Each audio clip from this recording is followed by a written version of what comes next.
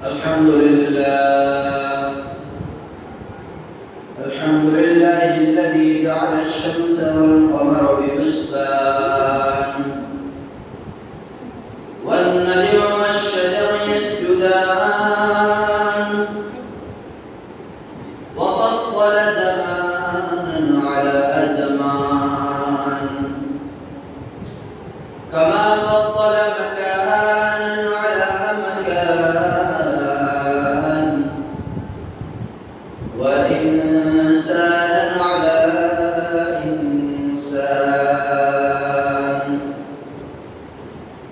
ونشهد أن لا إله إلا الله وحده لا شريك له لا ضد له ولا ند له ولا مثل له ونشهد أن سيدنا وسندنا وحبيبنا ومولانا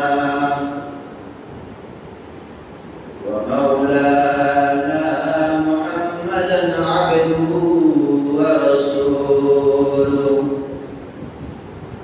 أرسله الله تعالى بالحق بشيرا ونذيرا وداعيا إلى الله بإذنه وسراجا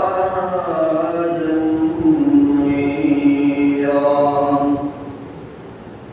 أما بعد فأعوذ بالله من الشيطان الرجيم بسم الله الرحمن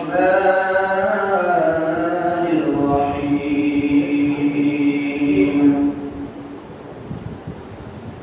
إن أول بيت وضع للناس الذي بمكة مباركا وهدى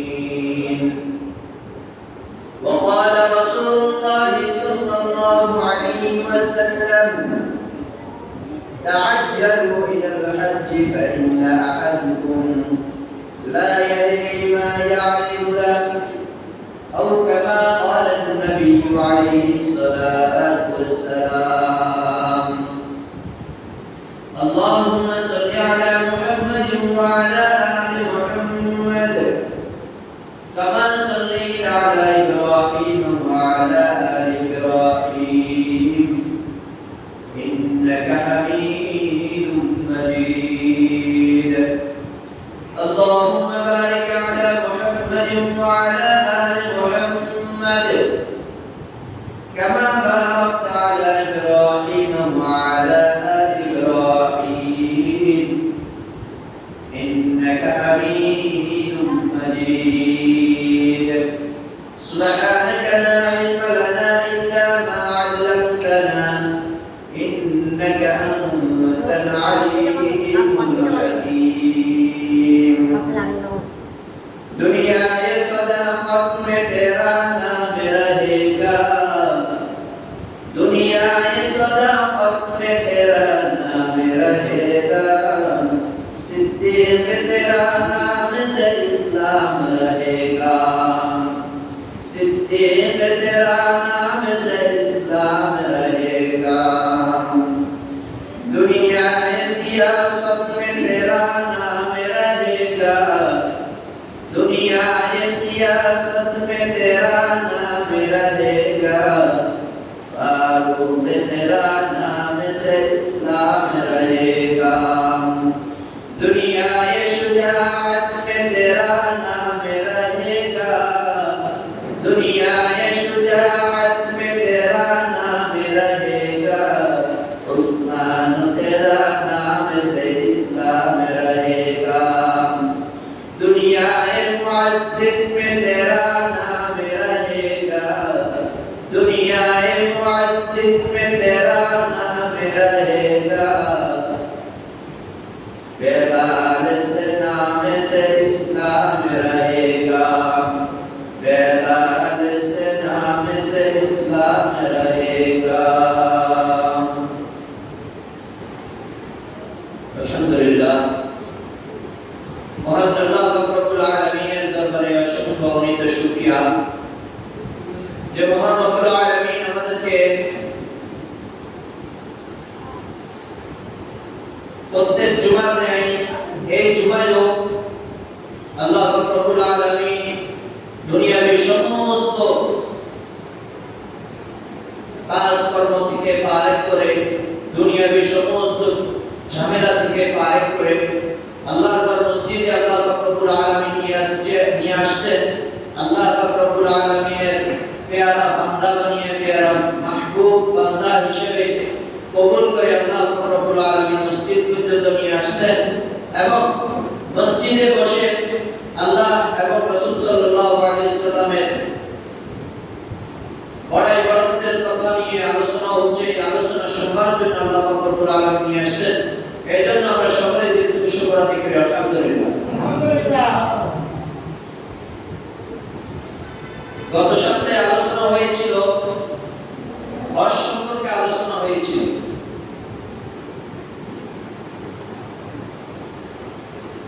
তো এটা যেহেতু হজের মৌসুম চলতেছে, 3টা মাস যেহেতু হজের মৌসুম, শাওয়াল, জিলহজ, জিলহজ, তো এই হিসাবে বর্তমানে জিলহজ মাস চলতেছে। প্রায় জিলহজ মাসের আজকে শেষ জুমা, হয়তো শেষ জুমা। তো যদিও শেষ জুমা হয়, পরবর্তী মাস হলো জিলহজ মাস, অর্থাৎ হজের মাস, যেটাকে যে মাসে হজ করা হয় ওই মাসকে জিলহজ মাস বলা হয়। গত সপ্তাহে আমরা জিলহজ মাসের হজ সংক্রান্ত আমরা আলোচনা করেছি এবং শুনেছি। এই সপ্তাহে ইনশাআল্লাহ আল্লাহ রব্বুল আলামিন যদি চাহে তো বাইতুল্লাহ নিয়ে আলোচনা করব ইনশাআল্লাহ। অনেক হাজিরা এখন বর্তমানে হজ করার জন্য বাইতুল্লাহ উপস্থিত হয়েছে। বাইতুল্লাহকে দেখার জন্য, বাইতুল্লাহকে অনুভব করার জন্য। বাইতুল্লাহ সারা জীবন দেখেছে, সারা জীবন টিভিতে দেখেছে, মোবাইলে দেখেছে। আর যারা এখনো প্রতিমধ্যে রওনা দিন আছেন, তাদেরও মনের মধ্যে আকাঙ্ক্ষা, কখন এই বাইতুল্লাহকে দেখবো, বাইতুল্লাহটা কেমন, বাইতুল্লাহর চারপাশ কেমন, বাইতুল্লাহর গিলাফটা কেমন, গ্রামটা কেমন, বাইতুল্লাহর কোণাগুলা কেমন, বাইতুল্লাহর চারপাশ কেমন, এগুলা মনের ভিতরে জল্পনা কল্পনা একজন হাজী সাহেবের। তার আর কোনো চিন্তা নাই, বিমানে বসে কত খুশি, মনের মধ্যে কত উৎফুল্ল। মাওলা পাকের ঘর দেখবো, কত দেখেছি টিভির ভিতরে। এই বাইতুল্লাহ যখন হজের মৌসুম আসে, বাইতুল্লাহকে কতবার টিভির ভিতরে দেখায়, কতবার দেখেছি আমরা।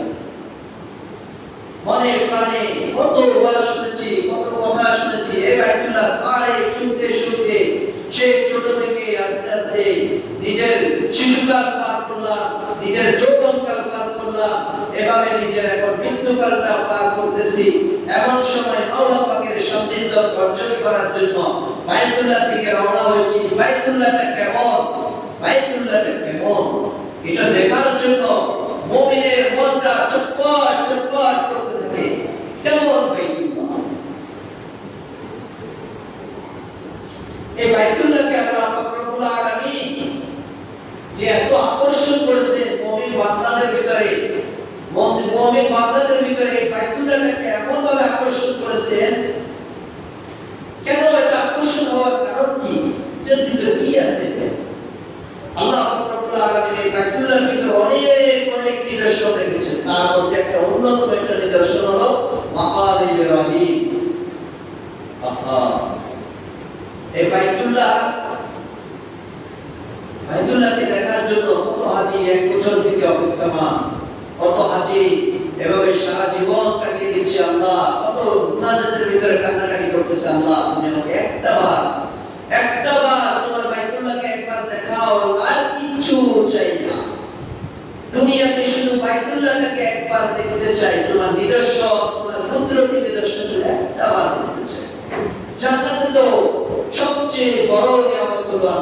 রব্বুল আলামিনের দিদার। আল্লাহ পাকের দিদার, এই আল্লাহ পাকের দিদার আমরা পাবো জান্নাতে গেলে। এখন জান্নাতে যাওয়ার আগে আল্লাহ পাকের এই পবিত্র ঘরকে তাওয়াফ করে নিজের অনুভূতি, নিজের মনের ভাব যে আল্লাহ কেমন হইতে পারে, আল্লাহর সাথে আমার সাক্ষাৎ করে আমি কি করব, এখান থেকে আমি তাওয়াফ করে আল্লাহ তাআলাকে স্মরণ করে আল্লাহ তাআলার কাছে লাব্বাইক আল্লাহুম্মা লাব্বাইক বলে হাজিরা দিয়ে আমি আমার ঈমানের পরীক্ষা দিব। আমার ঈমান যে মজবুত এটা আল্লাহ তাআলাকে আমি জানাবো। আল্লাহ তাআলার কাছে গিয়ে আমি আমার মনের ভাব প্রকাশ করব।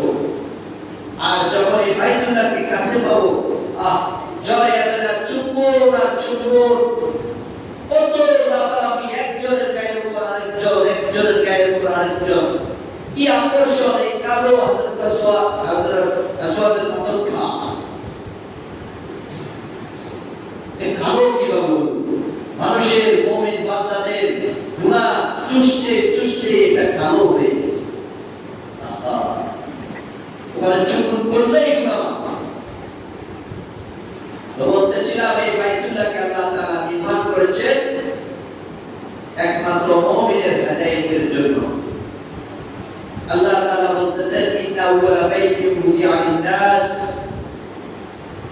আল্লাহ তাআলা কোরআনে কারীমের মধ্যে বলেন ইন্না আউওয়ালা বাইতিন বুদিআ লিন-নাস, নিঃসন্দেহে এটা প্রথম ঘর। কার জন্য বানানো হয়েছে? লিন-নাস, মানুষের জন্য, জগৎবাসীর জন্য, দুনিয়ার মানুষের জন্য। আল্লাযী বিবাক্কাতা মুবারাকা, এটা কোথায়? এটা মক্কা নামক একটা নগরের মধ্যে অবস্থিত। মক্কা এটা কি? মক্কা গত সপ্তাহে বলেছিলাম মক্কার অপর নাম হলো মক্কা, আর মক্কা থেকে মক্কা হয়েছে। মক্কার অপর নাম হলো মক্কা। এটা মক্কা নগরীতে অবস্থিত। এরপরে এটার মধ্যে আর কি রয়েছে? আল্লাহ তাআলা বলতেছেন মুবারাকা, এটার মধ্যে বরকতময়। এই ঘরটা অনেক বরকতময়, অনেক বরকতময়। এখানে আসলেই গুনাহ মাফ, এখানে আসলেই বরকত আর বরকত, চতুর্দিকে বরকত বরকত। এরপর আল্লাহ তাআলা বলতেছেন শুধু বরকত নয়, ওয়াহুদাল লিল আলামিন, জগৎবাসীর জন্য এই ঘরটা হলো হেদায়েত স্বরূপ। সুবহানাল্লাহ, সুবহানাল্লাহ বলবেন না? সুবহানাল্লাহ। জগৎবাসীর জন্য এই ঘরটা হেদায়েত, জগৎবাসীর জন্য এই ঘরটাকে হেদায়েত স্বরূপ করা হয়েছে। যখন বান্দা এখানে আসবে তার মনের ভাব, মন আগে গুনাহ করতো এখন গুনাহ ছেড়ে দিবে, মন আগে সুদ পেতো এখন সুদ ছেড়ে দিবে, মন আগে অনেক গুনাহ করতো, জেনা ব্যভিচার করতো, ব্যভিচার করতো, অন্যায় করতো, অন্যের হক আত্মসাৎ করতো, এখানে আসলেই পরিবর্তন। কত সুন্দর এই বাইতুল্লাহ! এই বাইতুল্লাহকে আল্লাহ পাক রব্বুল আলামিন অনেকবার নির্মাণ করিয়েছেন, অনেকবার নির্মাণ করিয়েছেন। হযরত আদম আলাইহিস সালামের হাতে আল্লাহ পাক রব্বুল আলামিন এই বাইতুল্লাহকে নির্মাণ করিয়েছেন। এই বাইতুল্লাহকে হযরত আদম আলাইহিস সালামের হাতে নির্মাণ করানোর পরে হযরত নূহ আলাইহিস সালামের জামানায় প্লাবনের মধ্যে এই বাইতুল্লাহ ধ্বংস হয়ে যায়। বাইতুল্লাহ যখন ধ্বংস হয়ে যায় তখন আবার আল্লাহ পাক রব্বুল আলামিন হযরত ইব্রাহিম আলাইহিস সালামের জামানায় হযরত ইসমাঈল আলাইহিস সালামকে ডাকতে বলতেছে এটাকে আবার পুনর্নির্মাণ করার জন্য। এভাবে বাইতুল্লাহ একবার উঠতেছে, একবার নামতেছে, একবার উঠতেছে, একবার নামতেছে, এভাবে 13 বার বাইতুল্লাহকে নির্মাণ করা হয়েছে। 13 বার। শেষ পর্যন্ত আল্লাহ পাক রব্বুল আলামিন রাহমাতুল লিল আলামিন ওনার হাতের দ্বারাই এটাকে সংস্করণ করার জন্য, এটাকে আবার কাজ করার জন্য আবার শুরু করেছেন। এটাকে কাজ করবে, পুনর্নির্মাণ করবে।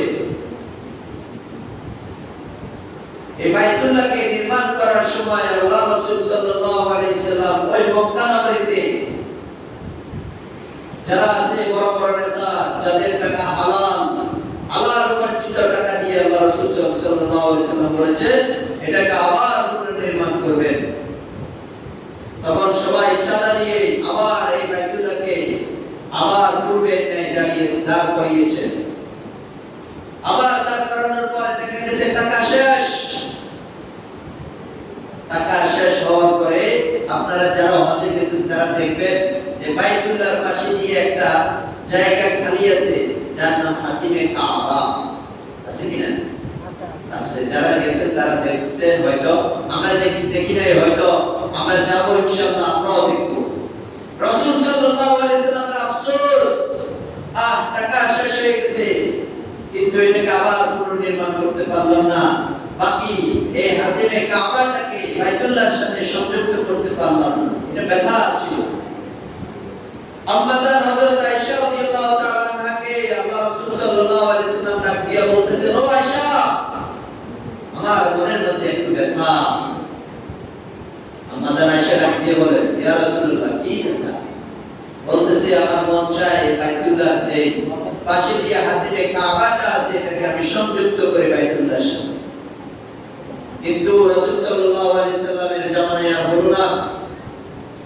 যখন আব্দুল্লাহ ইবনে জুবাইর রাদিয়াল্লাহু তাআলা আনহুর খেলাফত আসলো, তখন আম্মাজান আয়েশা রাদিয়াল্লাহু তাআলা আনহা হযরত জুবাইরকে ডাক দিয়ে বলতেছেন, হে জুবাইর, রাসূলের একটা ব্যথা ছিল। বলতেছে, কি ব্যথা? বলতেছে, রাসূলের অনেক আশা ছিল এই বাইতুল্লাহ হাতিমে কাবা দুটোটাকে সংযুক্ত করবে। ঠিকই করলো। জুবাইর রাদিয়াল্লাহু তাআলা করার পরে এক দুষ্ট লোকের সহ্য হলো না। থাকে না কিছু দুষ্ট লোক ভালো কাজে বাধা দেয়, করতে দেয় না, আছে না এরকম?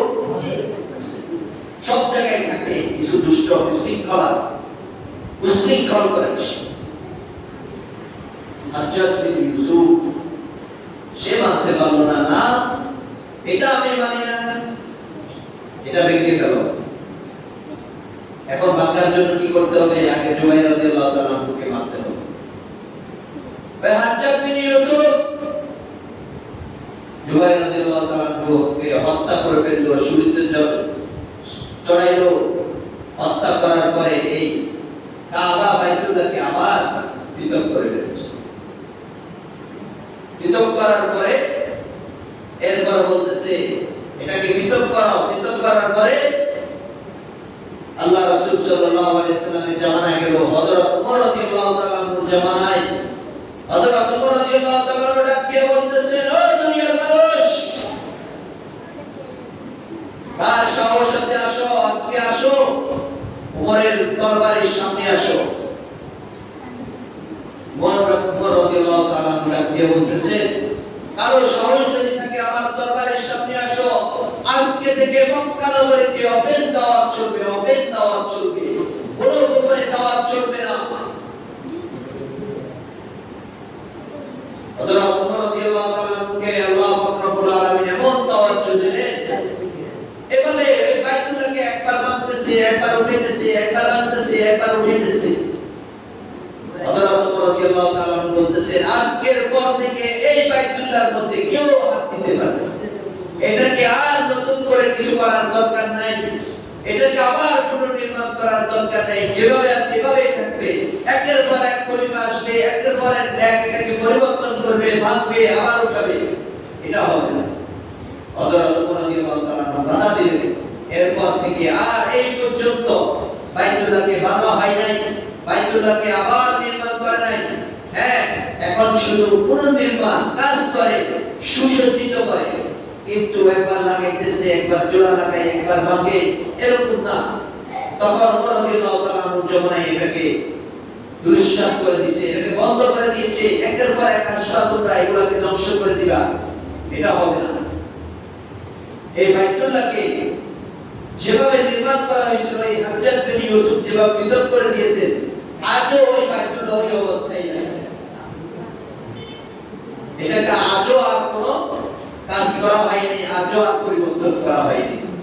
যারা যাবেন, হজে যাবেন, অনেকের মনের ভিতরে আশঙ্কা, আমি যদি যাইতাম, আমি যদি বাইতুল্লাহকে দেখতাম, মনে মনে আশা করেন, আল্লাহর কাছে দোয়া করেন এই বাইতুল্লাহকে দেখবেন, বাইতুল্লাহকে দেখার পরে মনের ভিতরে ঈমান তাজা হবে, ঈমান বাড়বে।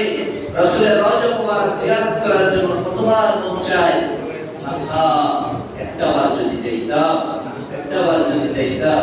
আল্লাহর দরবারে কাঁদিয়ে কাঁদিয়ে বলেন, ও আল্লাহ মালিক, আমার বাইতুল্লাহ নিয়ে যাও, আমার একটাবার বাইতুল্লাহ পাওয়ার ব্যবস্থা। চোখের পানি ফলাইয়া মালিকের দরবারে কাঁদো, ও দয়াল মালিক, দুনিয়াতে কিছুই চাই না, গরিব রাষ্ট্রে জন্মগ্রহণ করেছি, গরিব দেশে জন্ম নিয়েছি, গরিব হয়ে জন্ম নিয়েছি, ও দয়াল মালিক, তোমার কাছে আর কিছুই চাই না। বাইতুল্লাহ একবার তওয়াফ করার ব্যবস্থা করে দাও, হালাল টাকা দিয়ে হারাম উপার্জন থেকে আল্লাহ তাআলা হেফাজত করে, যেন হালাল টাকা দিয়ে জমিয়ে জমিয়ে, অনেক মানুষ আছে এই টাকা জমিয়ে জমিয়ে ভাবে বাইতুল্লাহ তওয়াফ করেছে, হজ করেছে। আমরাও চাই ইনশাআল্লাহ পারবো, নিয়ত আছে না ইনশাআল্লাহ? এই বাইতুল্লাহকে কে দেখবে ইনশাআল্লাহ? বাইতুল্লাহ দেখার নিয়ত আছে তো ইনশাআল্লাহ? আল্লাহ পাক সবাইকে কবুল করুন, আমিন। আল্লাহ পাক সবাইকে কবুল করুন, আল্লাহ পাক আমাকেও কবুল করুন, আল্লাহ পাক টাকা পয়সার ব্যবস্থা করে দেন ইনশাআল্লাহ। আল্লাহ পাক যদি চাহে তো ইনশাআল্লাহ আমরা সকলেই হজ করব, আল্লাহ তাআলা এই বাইতুল্লাহকে তাওয়াফ করব, রাসূলের রওজা মুবারক জিয়ারত করব। আল্লাহ পাক রব্বুল আলামিন আমাদের সবাইকে বাইতুল্লাহ তাওয়াফ করার ব্যবস্থা করে দেন। সকলেই বলি আমিন। ওয়া মা তাওফীক ইল্লা বিল্লাহ। কিছু কথা আসলে গত সপ্তাহে বলার কথা ছিল। ওই আপনারা জানেন আমাদের একজন খাদেম আছে মসজিদের, ওনার মানে মাস শেষ, ওনার জন্য কিছু কালেকশন করা দরকার। তো এই কালেকশনটা হয়তো একজনেই চাইলে দিয়ে দিতে পারে। এই টাকাটা 1000 টাকা না, 1000 টাকা কি আছেন একজন 1000 টাকা দিবেন আল্লাহর ঘরের জন্য, আল্লাহর ঘরের খাদেমের জন্য। 1000 টাকা কি আছেন? কেউ আছেন আল্লাহর ঘরের জন্য? ইনশাআল্লাহ হাত উঠিয়ে বলেন, নেক কাজের ভিতরে কখনো দেরি করবেন না, কখনো দেরি করবেন না। হাত উঠে কি আছেন? 500 করে কে দিবেন? 500 করে। আরেকটা কাজ আছে আপনাদের, ওই যে ওয়াশরুমটা, বাথরুমটা আপনারা এটা পরিষ্কার করানো হয়েছে, এটা এখানে বকেয়া কিছু ঋণ বাকি রয়েছে, এই ঋণটা এখনো পরিশোধ হয় নাই, এখানেও প্রায় 1000 টাকা। তো প্রায় এখান দিয়ে 2000 টাকা জমা হয়ে গেছে, এগুলা ঋণ আছে, ঋণগুলো পরিশোধ করতে হবে। মসজিদের ঋণ থাকে, এটা ভালো জিনিস না। পদ্মার নগরের মা বোনেরাও শুনতেছেন, আপনাদেরও যদি দান সদকা করার যদি ইচ্ছা থাকে তাহলে আমাদের মসজিদে পাঠিয়ে দিবেন ইনশাআল্লাহ, কারো মাধ্যমে। এখন হোক পরে হোক ইনশাআল্লাহ পাঠিয়ে দেবেন। কেউ আছে ইনশাআল্লাহ 500 করে দেখি তো, 500 করে কে দিবেন? মাত্র 4 জন ব্যক্তি লাগবে। 500 করে একজন হাত উঠান না, ইনশাআল্লাহ হয়ে যাবে। 500 করে একজন উঠান না, একজন হাত উঠান। 500 করে কেউ আছে? কিরে ভাই 500 টাকা করে কেউ নাই? এটা দিতে হবে। হ্যাঁ বলেন 1000 করে মাত্র 2000 টাকা বলেন না। 500 করে কে আছে? হ্যাঁ কেউ আছে? 500 করে 4 জন ব্যক্তি লাগবে, শুধু 4 জন। বলেন না ইনশাআল্লাহ।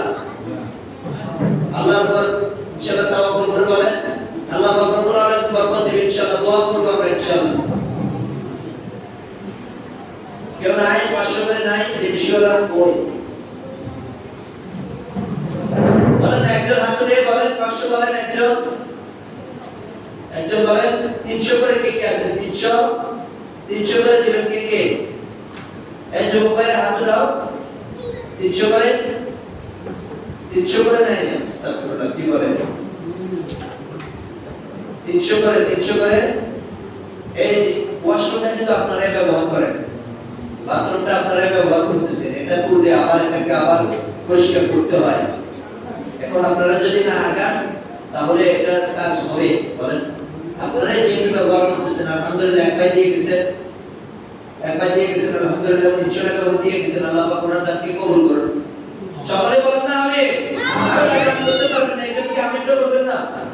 আল্লাহ পাক ওনাকে কবুল করেন, দ্বীনের জন্য কবুল করেন, ওনার টাকাগুলোকে আল্লাহ তাআলা কবুল করেন, এগুলোর উসিলা আল্লাহ তাআলা ওনাকে নাজাতের ফয়সালা করে দেন। সকলে বলেন আমিন। আজকে আসেন আপনিও 300 করে ভাই দাঁড়ান বলেন।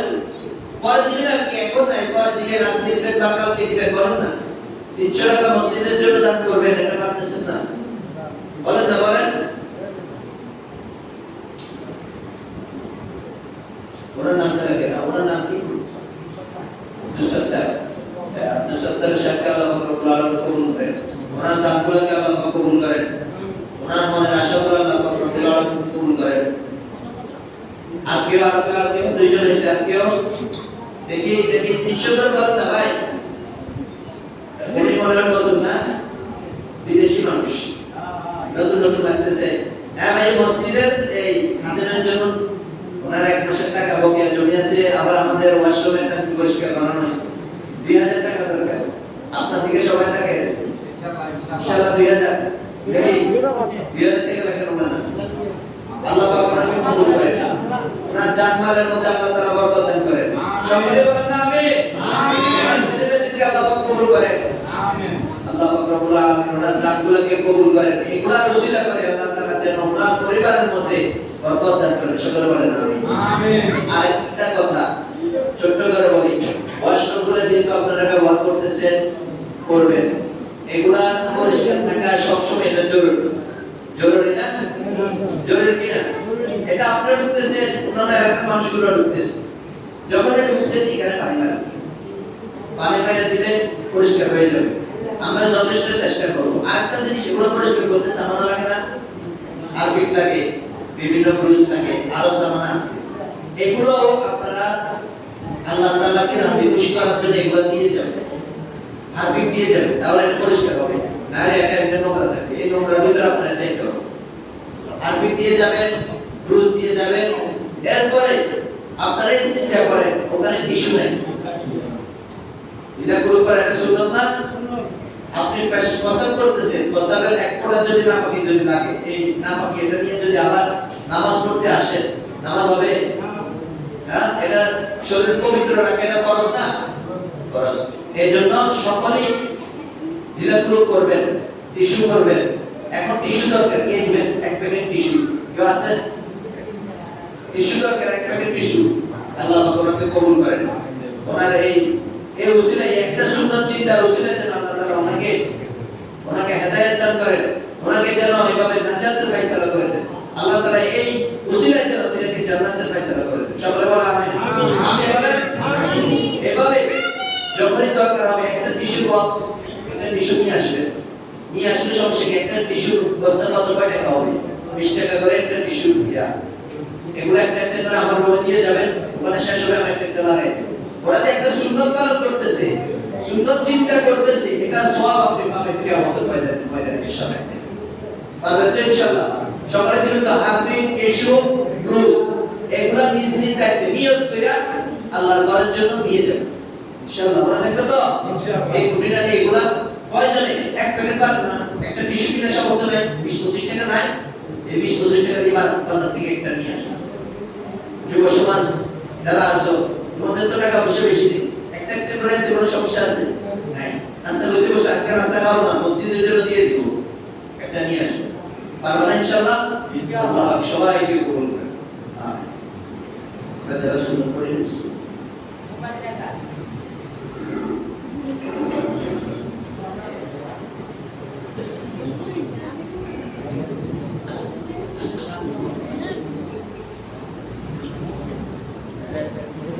bukan kayak